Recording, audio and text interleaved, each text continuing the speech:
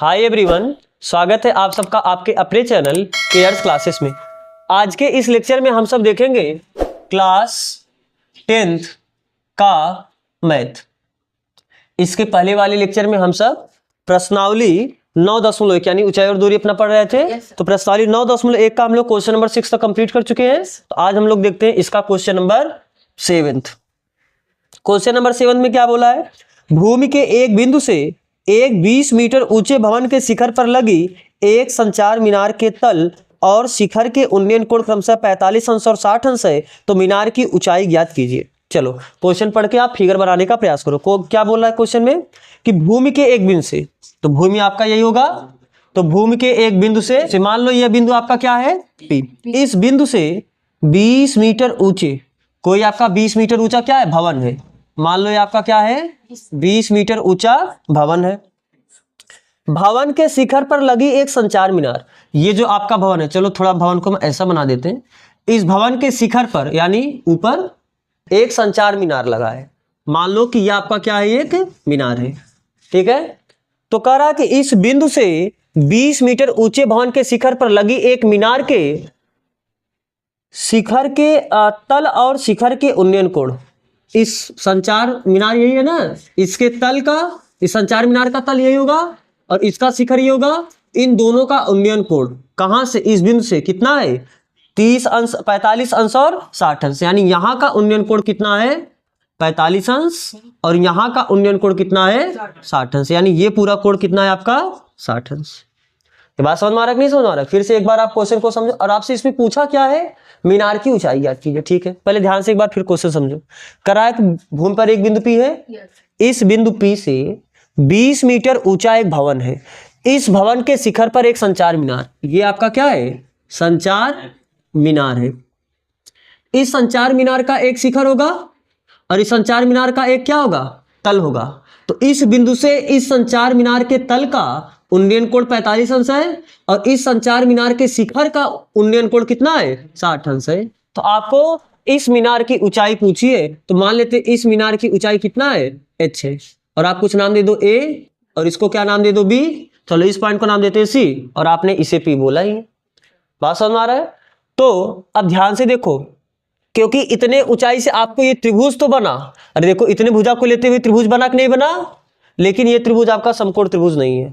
हमको हमेशा समकोण त्रिभुज चाहिए जिसमें आप साइन कॉस टेन ये सब लगा सको।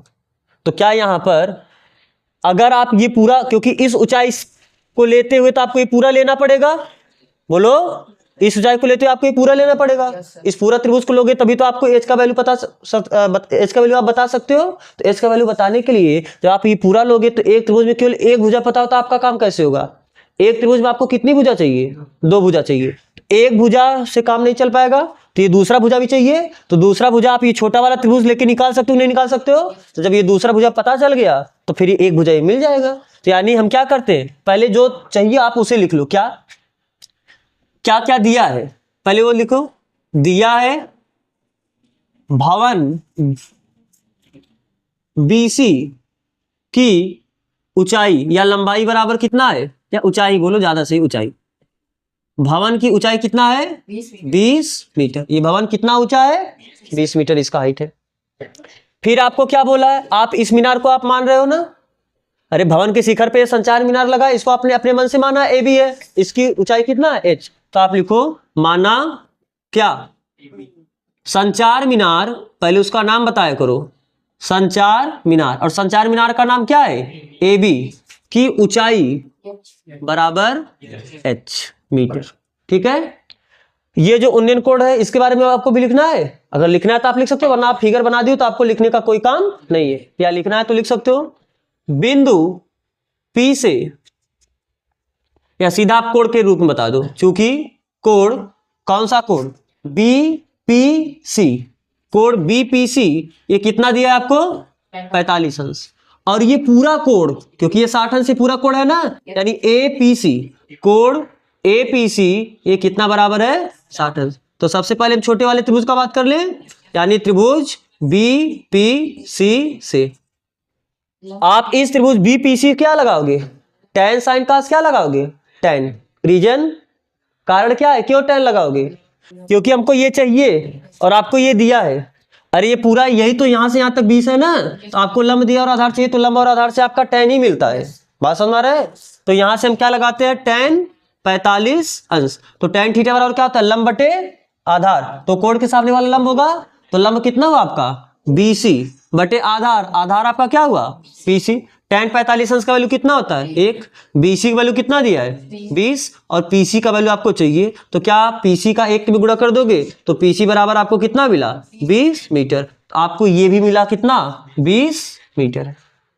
ठीक है, अब आप पूरा अपने बड़े वाले त्रिभुज में जा सकते हो कि नहीं जा सकते हो। तो बड़े वाले त्रिभुज का नाम क्या है ACP। तो त्रिभुज ACP से उसमें भी tan लगाओगे, बोलो tan ही लगाओगे ना। तो tan कितना 60 अंश। तो tan थीटा बराबर क्या होता है लंब बटे। तो अब जब इस पूरे त्रिभुज में ये पूरा लंब हो जाएगा, बात समझ में आ रहा है ना। तो पूरा लंब होने का मतलब AC बटे आधार, आधार आपका क्या है PC। तो tan 60 अंश का वैल्यू कितना है √3 होता है। AC का वैल्यू, AC है कितना, अब देखो यहां से यहां तक इतना प्लस इतना होगा कि नहीं होगा, यानी इतना दूरी आपका क्या है, या आप इसको लिखना है, आप लिख सकते हो AB प्लस BC। अरे AC को आप AB प्लस BC इतना लिख सकते हो नहीं लिख सकते हो, बटे आधार, आधार आपका क्या है PC। तो this implies that √3 equal to AB, AB का वैल्यू है कितना H, और BC का वैल्यू कितना है 20, और PC का वैल्यू कितना है 20। तो इसका इसमें गुणा कर सकते हो, तो कितना आ जाएगा 20 करड़ी में 3 बराबर H प्लस 20। तो ये H का वैल्यू चाहिए, प्लस 20 इधर आके माइनस 20 हो जाएगा, यानी 20 करड़ी में 3 माइनस 20, ये प्लस 20 इधर आके कितना हो माइनस 20, ये बराबर क्या हुआ H। तो क्या 20 कॉमन ले सकते हो इसमें, तो 20 कॉमन लोगे तो कितना हो जाएगा करड़ी में 3 माइनस 1, ये बराबर कितना H। तो यही आपका क्या हुआ संचार मीनार की ऊंचाई। तो आप नीचे एक लाइन कमेंट करोगे कि अतः संचार मीनार की ऊंचाई, संचार मीनार की ऊंचाई कितनी होगी, यही तो आया है 20 करड़ी में 3 माइनस 1 मीटर होगी। समझ में आया है, कहीं दिक्कत है किसी को, किसी को नहीं दिक्कत है ना। तो अगर आपको ये कॉपी करना है पहले आप कॉपी करो, फिर हम बढ़ते हैं अगले क्वेश्चन की तरफ, यानी क्वेश्चन नंबर 8 पे। तो देखते हैं क्वेश्चन नंबर 8। क्वेश्चन नंबर 8 में क्या बोला है, एक पेडेस्टल के शिखर पर, पेडेस्टल का मतलब क्या होता है, वो जो आपका चबूतराकार बना होता है लेकिन वो ऊंचाई पे होता है, जिसमें मूर्ति रखा रहता है ना। कहीं कहीं देखो जहाँ आप चौराहे पे जाते हो तो मूर्ति लगा होता है, तो अगर इस तरीके से रहता है, इसी के ऊपर आप क्या लगाओ मूर्ति अपना लगाओ, तो यह क्या है आपका पेडेस्टल है। तो कह रहा है कि एक पेडेस्टल के शिखर पर 1.6 मीटर ऊंची मूर्ति लगी है। भूमि के एक बिंदु से मूर्ति के शिखर का उन्नयन कोण 60 अंश है, और उसी बिंदु से पेडेस्टल के शिखर का उन्नयन कोण 45 अंश है। पेडेस्टल की ऊंचाई ज्ञात कीजिए। ये भी लगभग आपका मिलता जुलता उसी के जैसा क्वेश्चन है। तो कैसे, थोड़ा पेडेस्टल इतना आप चौड़ा मत बनाओ, केवल हम समझने के लिए अपना ऐसे पेडेस्टल बना लेते हैं। जैसे ये आपका क्या हुआ, जैसे मान लो ये आपका भूमि है, भूमि पे आपका पेडेस्टल लगा है, और इस पर मान लो ये आपका क्या लगा, एक मूर्ति लगा है। आप इस मूर्ति का नाम दे दो AB, और इस पेडेस्टल का क्या नाम दे दो BC। अरे BC आपका पेडेस्टल हुआ और AB आपका क्या हुआ मूर्ति हुआ। तो सवाल में क्या बोला कि एक पेडेस्टल के शिखर पर, ये पेडेस्टल है, इसके शिखर पर 1.6 मीटर ऊंची मूर्ति लगी है। ये जो मूर्ति की ऊंचाई है ये कितना है 1.6 मीटर। बात समझ में आ रहा है। फिर आगे चलो, भूमि के एक बिंदु से, भूमि पर एक कोई बिंदु है, मान लेते हैं ये बिंदु आपका क्या है P। इस बिंदु से इस मूर्ति के शिखर का, मूर्ति का शिखर यही होगा, और ये पेडेस्टल का शिखर ये होगा। तो मूर्ति के शिखर का उन्नयन कोण कितना बोला है, मूर्ति के शिखर का उन्नयन कोण तथा उसी बिंदु से इस पेडेस्टल के शिखर का उन्नयन कोण, ये क्रमशः कितना दिया है, एक का 60 अंश है और दूसरे का 45 अंश। ये बड़ा वाला कोण आपका कितना होगा 60 अंश, और जो ये छोटा वाला कोण है आपका कितना होगा 45 अंश। ये बात समझ में आ रहा है कि नहीं समझ में आ रहा है। अब आपसे पूछा क्या है, पेडेस्टल की ऊंचाई मान लेते हैं, आपका जो पेडेस्टल है इसकी ऊंचाई को हम क्या मान लेते हैं H। बात समझ में आ रहा है कि आपको फिगर समझ में आ रहा है ना। आपको बोला क्या है कि एक आपका पेडेस्टल है, उस पेडेस्टल के शिखर पर एक मूर्ति लगा हुआ है। हम भूमि पर एक बिंदु है, इस बिंदु से हम मूर्ति को शिखर को देख रहे हैं और उस बिंदु से हम पेडेस्टल के शिखर को देख रहे हैं। तो मूर्ति के शिखर का उन्नयन कोण आपको बोला है कितना है, 60 अंश है, और जो पेडेस्टल का शिखर है इसका उन्नयन कोण आपको कितना बोला है, 45 अंश। मूर्ति का ऊंचाई आपको बोला है 1.6 मीटर है, आपको पेडेस्टल का ऊंचाई चाहिए। तो पहले आओ जो दिया हम उसे लिख लेते हैं। दिया है, क्या दिया है, या सबसे पहले माना वाला ही लिख लो। माना पेडेस्टल, पेडेस्टल का नाम क्या बोले हो आप, बीसी की ऊंचाई बराबर h मीटर। दिक्कत नहीं है। ये दिया है, क्या दिया है, दिया है मूर्ति, मूर्ति का नाम क्या है, AB की ऊंचाई बराबर 1.6 मीटर, और ये उन्नयन कोण भी तो आपको दिया है। बिंदु P से मूर्ति के शिखर का उन्नयन कोण, मूर्ति के शिखर का उन्नयन कोण, इस कोण को आप क्या बोलोगे, कोण APC। समझ में आ रहा है ना। APC बराबर कितना दिया है, 60 अंश, तथा बिंदु, उसी बिंदु से यानी बिंदु P से पेडेस्टल के शिखर का उन्नयन कोण, अरे यही तो 45 अंश दिया ना। ये किसका उन्नयन कोण है, पेडेस्टल के शिखर का, से पेडेस्टल के शिखर का उन्नयन कोण, इस कोण का नाम क्या होगा, BP ना। तो कोण BPC ये बराबर कितना दिया है, 45 अंश। तो अगर आपको ये चाहिए तो एक त्रिभुज आपका ये बनेगा और एक आपको, क्योंकि ये आपको मिलेगा कब, जब आपको ये मिला होगा। अरे दो भुजा चाहिए कि नहीं चाहिए, तो दो वेरिएबल दो समीकरण, दो समीकरण के लिए दो त्रिभुज, और आपके पास दो त्रिभुज है। अरे एक छोटा वाला त्रिभुज है और एक ही पूरा बड़ा वाला त्रिभुज है, तो दोनों त्रिभुज से आपका काम बन जाएगा। तो सबसे पहले कौन सा त्रिभुज, छोटा वाला ले ले, कोई भी ले लो, चाहे आपको समीकरण ही बनाना है, वैल्यू निकालना है। तो चलो त्रिभुज BPC से, BPC से क्या, tan 45, tan 45 अंश बराबर क्या हो जाएगा, लंब बटे आधार। तो लंब कितना है साहब, BC, आधार कितना है PC। तो tan 45 अंश का वैल्यू कितना होता है, 1। BC का वैल्यू आप माने कितना, H, और PC तो PC ही है। आपको मानना है, आप इसको x भी मान सकते हो, अगर या तो पूरा चाहे PC लिख लो ना, या ना पूरा PC लिखना हो तो आप इसे क्या लिख सकते हो, x। और इतनी दूरी को आप x लिख दो, तो PC की जगह हम क्या लिख देंगे, x। तो यहां से आपको क्या मिला, h बराबर x, मान लेते हैं समीकरण नंबर 1। अब बड़े वाले त्रिभुज आ जाए, यानी कौन सा त्रिभुज, नाम बताओ, APC से क्या लिख सकते हो, वहां पर कौन सा tan कितना लगाएं, tan 60 अंश, क्योंकि उस पूरे त्रिभुज में पूरा ये कोण बनेगा 60 अंश। तो tan थीटा बराबर लंब बटे आधार, तो लंब कितना है AC बटे आधार कितना है PC, ठीक है। चलो tan 60 अंश का वैल्यू कितना होता है, करड़ी में 3। AC का वैल्यू कितना है, AC कितना लिख सकते हो, इतना प्लस, यानी AB प्लस BC। अरे AB प्लस BC इतना लिख सकते हो, और बटे आपका पूरा क्या है PC। तो √3 बराबर AB का वैल्यू बताओ कितना दिया है, 1.6। BC का वैल्यू आपने कितना माना है, H, और PC का वैल्यू है कितना, X, ठीक है। तो आप इसका क्रॉस मल्टीप्लाई कर सकते हो, ये इधर आके गुणा हो जाएगा, यानी √3x बराबर 1.6 प्लस H। आप इसे मान लो समीकरण नंबर। आपको किसका वैल्यू चाहिए, सवाल में क्या पूछा है, केवल आपको ये ऊंचाई पूछा है। अब आपको एक समीकरण ये मिला, एक समीकरण आपको ये मिला है, और दो समीकरण से दो चर, एक x और एक h। आपको पूछा किसका मान, क्या x का मान कहीं पूछा था, बिल्कुल नहीं पूछा है, हमको केवल किसका वैल्यू पूछा था।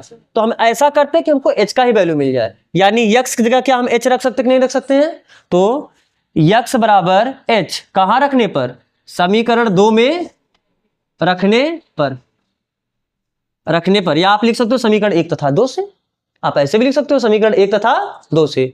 तो बताओ √3 क्यों हम x का वैल्यू रखे, क्योंकि हमें x की जगह h रख देंगे तो हर जगह h दिखेगा, तो पक्षांतर करेंगे हमें h का वैल्यू मिलेगा, h का वैल्यू पूछा है। अगर आप h की जगह x रख देते, क्योंकि आप बोलोगे x की जगह h, तो h की जगह x भी तो रख सकते हो, यस आप रख सकते हो। अगर आप h की जगह x रखोगे तो पक्षांतर करोगे तो आपको x का वैल्यू मिलेगा। बात समझ आ रहा है ना, जब आप पक्षांतर करोगे आपको किसका वैल्यू मिलेगा, x का वैल्यू, तो वहां से आपको x का वैल्यू मिलेगा, फिर वो x का वैल्यू ले जाके आप रखोगे। तो फिलहाल यहाँ पर तो h आपका x के बराबर ही है, तो जो x का मान आएगा वही आपका, आप कैसे भी जा सकते हो, लेकिन आप अपना तरीका ये बनाओ कि जिसका वैल्यू, अगर केवल h का वैल्यू पूछा तो आप पूरे समीकरण को h मिला दो।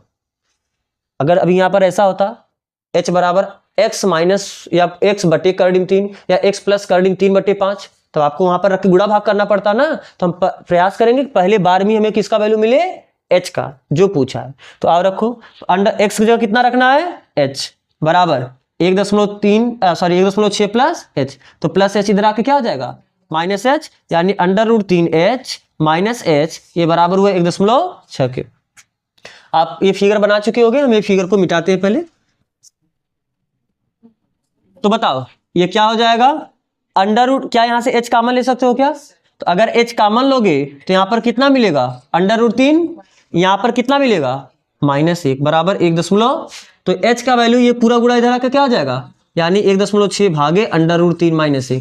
लेकिन हर में कर्डी नहीं छोड़ते हो, जब हर में कर्डी नहीं छोड़ोगे तो कर्डी हटाना पड़ेगा, और कर्डी हटाने का एक ही तरीका पर में ही, तो आप ऊपर नीचे क्या करोगे, कर्डी में 3 + 1 का ऊपर और कर्डी में 3 + 1 का नीचे गुणा करोगे। तो h बराबर कितना आया, 1.6 into √3 + 1 upon a minus b, एक कोष्टक में प्लस बी, एक कोष्टक में क्या हुआ, a square minus b square हुआ, a स्क्वायर यानी कर्डी में 3 का स्क्वायर, कर्डी में 3 का स्क्वायर कितना हो जाएगा 3 माइनस 1 का स्क्वायर यानी h बराबर कितना हो जाएगा 1.6 √3 + 1, और 3 में से घटाओ कितना आ जाएगा 2, तो 2 से कैंसिल हो जाएगा, तो h बराबर कितना 0.8 √3 + 1 ना, ये 1 है। तो आप क्या लिखोगे, h है क्या पेडेस्टल की ऊंचाई। आप नीचे एक लाइन कमेंट करोगे कि अतः पेडेस्टल की ऊंचाई 0.8 इंटू √3 + 1 मीटर होगी। बात समझ में आ रहा है ना। तो आप ये कॉपी करो, फिर हम बढ़ते हैं अगले क्वेश्चन तरफ, यानी क्वेश्चन नंबर 9। अगला क्वेश्चन नंबर 9 पहले चालू है कि नहीं है, हाँ चलो ठीक है, नहीं जोड़ना है। चलो अगला क्वेश्चन नंबर 9। क्वेश्चन नंबर 9 में क्या बोला है, एक मीनार के पाद बिंदु से एक भवन के शिखर का उन्नयन कोण 30 अंश है, और भवन के पाद बिंदु से मीनार के शिखर का उन्नयन कोण 60 अंश है। यदि मीनार 50 मीटर ऊंची हो तो भवन की ऊंचाई ज्ञात कीजिए। सवाल में क्या बोला, देखो एक मीनार है और एक भवन है, दो चीज है। अब आप सीधी सी बात है कि मीनार भवन की तुलना में ज्यादा ऊंचा होगा, बात समझ आ रहा है ना। तो क्या बोला है सवाल में कि मीनार के पाद बिंदु से, जो मीनार का बेस है, यहां से भवन के शिखर का उन्नयन कोण, यहां से अगर भवन का शिखर देख रहे हो, ये उन्नयन कोण कितना अंश है 30 अंश है। और भवन के पाद बिंदु से, भवन आपने ये माना है इसका पाद बिंदु यानी बेस ये है, यहां से मीनार के शिखर का उन्नयन कोण, मीनार का शिखर ये हुआ ना, तो इसका जो उन्नयन कोण है ये कितना अंश है 60 अंश है। यदि मीनार 50 मीटर ऊंची हो, यानी ये ऊंचाई आपको कितना पता है 50 मीटर, तो आपसे क्या पूछा है, भवन की ऊंचाई ज्ञात कीजिए। आप मान लो भवन की ऊंचाई कितनी है भाई, बात समझ में आ रहा है। तो ध्यान से देखो, आपको इस पहले आप कुछ मान लो A B C D, कोई दिक्कत, इसको मानने में तो नहीं दिक्कत होगा। तो पहले आप लिख लो क्या माना, या दिया जो है पहले वो लिख लो, दिया है, क्या दिया है, मीनार DC की ऊंचाई बराबर कितना 50 मीटर, और आपने ये माना है, माना भवन AB की ऊंचाई बराबर कितना y मीटर, ये मान लीजिए y, और वो तो आपको दिया है कितना 50। अब आप सोचो y का वैल्यू आप निकालो कैसे, ये त्रिभुज लोगे, बोलो इस त्रिभुज में tan लगाते हैं ना, तो जब tan लगाओगे तो tan के सामने लंब पूछा है, आधार भी लापता है, आधार का भी नहीं पता है ना। जब आपको आधार नहीं पता है, लंब नहीं पता है, फिर कैसे, तो एक काम करो, आप आधार निकाल सकते हो, कैसे, इस पूरे बड़े वाले त्रिभुज से। अरे लंब पता है तो आधार निकाल सकते हो, नहीं निकाल सकते, जब वहां से आधार मिल जाएगा फिर यहां से आप लंब निकाल लोगे, ठीक है। तो किस त्रिभुज से, त्रिभुज पहले बड़े वाले त्रिभुज से निकाल लिए दूरी BC, तो त्रिभुज DCB, त्रिभुज DCB से क्या बोलो tan कितना 30 अंश, ना इस पूरे बड़े वाले त्रिभुज में ये उन्नयन कोण है 60 अंश, tan 60 अंश, tan थीटा बराबर लंब बटे आधार, कोण के सामने वाला लंब होता है यानी DC, बटे आधार, आधार आपका क्या है BC, तो tan 60 अंश, 60 अंश का वैल्यू कितना होता है सॉरी √3 ना, बराबर DC का वैल्यू कितना दिया है फिगर से देख बताओ 50 मीटर बटे BC, BC तो चाहिए, तो यहाँ से BC बराबर कितना हो जाएगा 50 बटे √3, अरे ये नीचे आ जाएगा, √3 का आप ऊपर नीचे गुणा कर सकते हो ना, तो यहाँ से BC बराबर कितना मिला 50 √3 और √3 में 3 का गुणा करो कितना आ जाएगा 3 आ जाएगा, तो ये आपको किसका वैल्यू मिला BC, आप इसे कुछ समीकरण 1 मान के वैसे छोड़ दो, काम पड़ेगा आगे। अब फिर कहाँ से चले, इस छोटे वाले त्रिभुज से चले, अरे छोटे वाले त्रिभुज में बोलो कौन सा त्रिभुज, नाम बताओ उसका, त्रिभुज ABCC, उस त्रिभुज में कौन सा, tan कितना लगाएं 30 अंश, तो tan थीटा बराबर क्या होता है लंब बटे आधार, तो कोण के सामने वाला लंब होता है, यानी लंब आपका क्या है AB और बटे आधार, आधार आपका क्या है BC, तो tan 30 अंश का वैल्यू 1 बटे कर्डिम 3 होता है, AB को आपने y माना है और BC का वैल्यू आपको पता है कितना 50 √3 बटे 3, तो ये तो 3 ऊपर चला जाएगा और √3 सामने सामने कैंसिल कर जाएगा कि नहीं कर जाएगा, तो यानी यहाँ से आप सीधा बताओ ये जो भाग इधर जाके गुणा हो जाएगा क्या, तो y बराबर कितना हो जाएगा 50 बटे 3, अरे बोलो ये सीधा इधर चला गया, तो y बराबर कितना मिला 50 बटे 3, और आपने ये माना है मीटर में है कि नहीं है, तो y बराबर कितना आ गया 50 बटे 3 मीटर, y है क्या भवन की, तो आपको एक लाइन नीचे बोलोगे क्या कि अतः भवन AB की ऊंचाई, भवन AB की ऊंचाई कितनी हो 50 बटे 3 मीटर है। आपका जो ये आंसर है 50 बटे 3 ना देके 16 सही 2 बटे 3 दिया, तो आप इसे कर सकते हो ना, 50 में जब आप 3 का भाग दोगे 3 1 के 3 बचा कितना 2, उतरा 0, 3 6 18 बचा कितना 2, तो इसे 16 सही 2 बटे 3 लिख सकते हो नहीं लिख सकते हो, तो यानी 50 बटे 3 ना लिख के आप इसे क्या लिख सकते हो 16 सही 2 बटे 3, यानी 16.66 भी आप इसे लिख सकते हो, अगर दशमलव में ले जाओगे फिर 6 आपका हो जाएगा, बढ़ता जाएगा खत्म ही नहीं होगा, तो आप ये भी लिख सकते हो 50 बटे 3 की जगह, बात एक ही है, ठीक है। तो आपको ये कॉपी करना है, पहले आप इसे कॉपी करो, फिर हम बढ़ते हैं अगले क्वेश्चन की तरफ, यानी question number 10th। Question number 10th में आपको क्या बोला है, एक 80 मीटर चौड़ी सड़क के दोनों ओर आमने सामने समान लंबाई वाले 2 खंभे लगे हुए हैं, जैसे मान लो ये आपका क्या है सड़क है, अब सड़क का मतलब हम ये सड़क की चौड़ाई बनाए हैं, यानी सड़क आपका क्या है समझो इधर ध्यान से, सड़क आपका ऐसे गया है, बात समझ में आ रहा है ना, तो मैं ये सड़क का चौड़ाई बनाया हूँ, बात समझ में आ रहा है नहीं, अब हम पूरा ये इस तरीके से ऐसे पूरा डगर नहीं बनाएंगे, आप समझ लो कि ये सड़क है तो ये सड़क होगा, ये मैंने क्या बनाया बस ये सड़क की चौड़ाई को मैं दर्शा रहा हूँ, ठीक है। तो क्या बोला है, एक 80 मीटर चौड़ी सड़क, ये सड़क की चौड़ाई कितनी है 80 मीटर, के दोनों ओर आमने सामने समान लंबाई वाले 2 खंभे लगे, इसके दोनों साइड इधर भी एक खंभा लगा हुआ है और इधर भी एक खंभा लगा हुआ है, और दोनों खंभे की लंबाई क्या है समान है, समान लंबाई के 2 खंभे मतलब बराबर लंबाई है दोनों के, इन दोनों खंभों के बीच सड़क के एक बिंदु से खंभों के शिखर के उन्नयन कोण क्रमशः 60 अंश और 30 अंश है, सड़क के बीच में कोई एक बिंदु है, यहां से एक तरफ का उन्नयन कोण कितना है 60 अंश और दूसरे तरफ का उन्नयन कोण कितना है 30 अंश, मान लेते हैं आपका 60 अंश है और ये आपका 30 अंश है, ठीक है। अरे यहां से एक साइड देखोगे उस खंभे के शिखर का उन्नयन कोण कुछ होगा, दूसरे साइड अगर आप बीचों बीच आ जाओगे तो कोण बराबर बराबर यानी बराबर बराबर हो जाएगा, लेकिन हम मान लो देखो ये बीचों बीच नहीं लिए, बीचों बीच आपका लगभग पॉइंट यहाँ पर पड़ेगा, हम बीचों बीच से थोड़ा इधर लिए हैं, बस समझ में आ रहा है कि नहीं समझ में आ रहा है, तो एक तरफ आपका कोण मान लेते हैं 60 अंश है, दूसरी तरफ कितना है 30 अंश है। फिर क्या बोला है, खंभे की ऊंचाई और 2 खंभों से बिंदु की दूरी ज्ञात कीजिए, आपको इन खंभों की ऊंचाई बताना है और इन खंभों से ये बिंदु की दूरी कितनी है वो भी बताना है, दोनों खंभों के बीच की दूरी तो 80 मीटर है ना, आपको ये दूरी बताना है, ये दूरी बताना है, ये दूरी बताना है, ये कम, पहली बात आप एक खंभे की लंबाई पता कर लोगे, दूसरे खंभे की लंबाई आपको वैसे ही पता चल जाएगा, कोई दिक्कत नहीं है ना। तो चलो आप अपने मन से मान लो खंभे की लंबाई कितना है h, अगर ये h होगा तो ये भी कितना हो जाएगा, सवाल में बोला है दोनों लंबा है, दोनों एक ही बराबर मतलब समान लंबाई के, समान लंबाई का मतलब ये भी h होगा तो वो भी h होगा। अब अगर ये दूरी आप अपने मन से मान लो क्या x, तो बताओ ये अगर पूरा 80 था ना, दिया है आपको ये पूरा कितना है 80 मीटर, अगर आप इतना x मान रहे हो तो फिर इतना 80 माइनस x होगा कि नहीं होगा, पूरा 80 है 80 में से x घटा दो यही बचेगा कि नहीं बचेगा, बस। तो फिर आप एक बार देखो 2 चर है, एक x है और एक h है, 2 चर का ही तो मान निकालना है, देख लो पूरे फिगर में एक आपको एक चर ये दिखा और एक चर आपको यक्स दिखा, दो चर है, दो समीकरण बनाइए।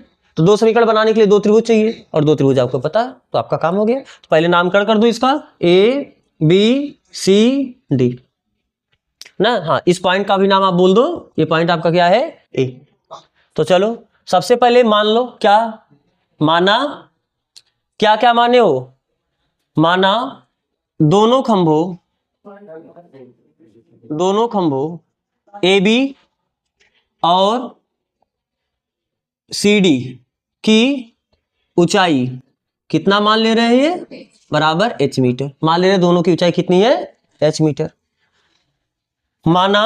अच्छा, तथा एक बार माना लिख दियो ना, इस खंबे से इस बिंदु की दूरी ई एक्स, तो फिर इस खंबे से इस बिंदु की दूरी इतना। खंबे CD से बिंदु ई की दूरी बराबर कितना, x मीटर। तो दिस इंप्लाइज दैट खंबे किससे, AB से बिंदु E की दूरी बराबर 80 माइनस x मीटर।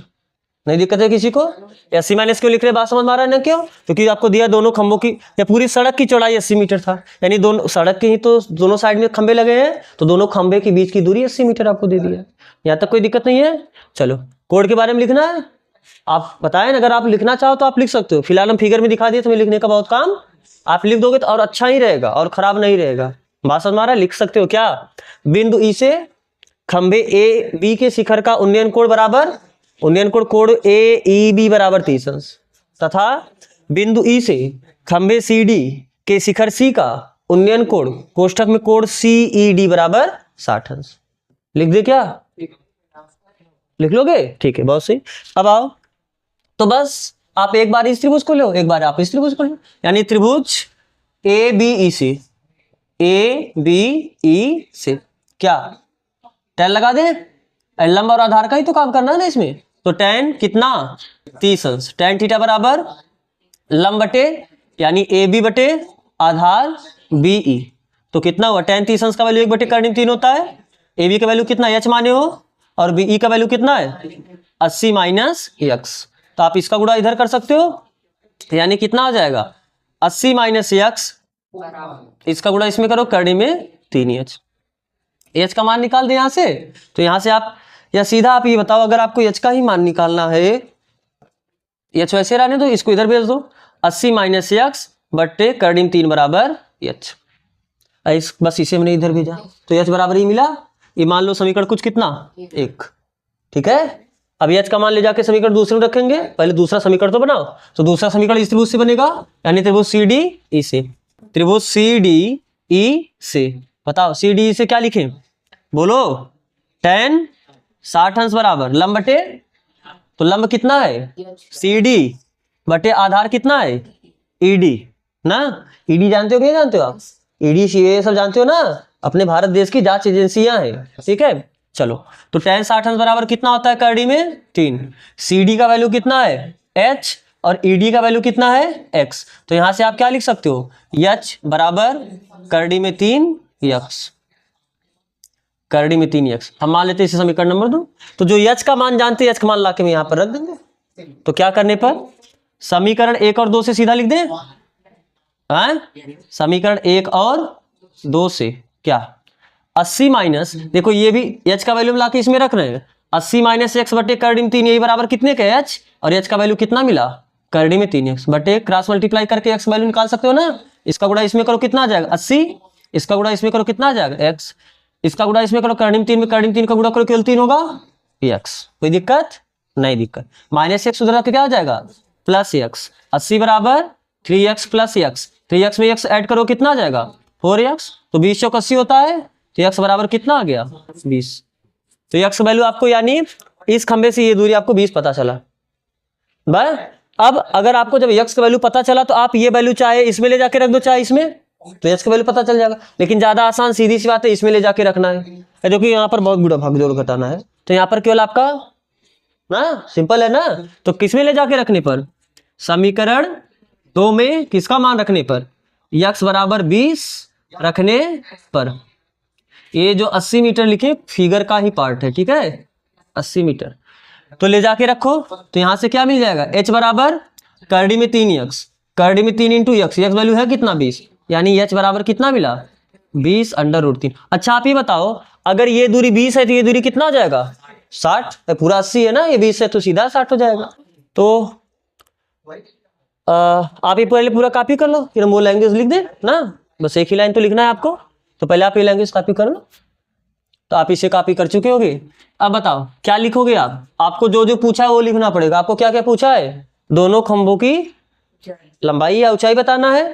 तो अतः दोनों खंभों AB एंड CD की ऊंचाई कितनी होगी, ऊंचाई कितना आया है 20 अंडर रूट 3 तथा दोनों खंभों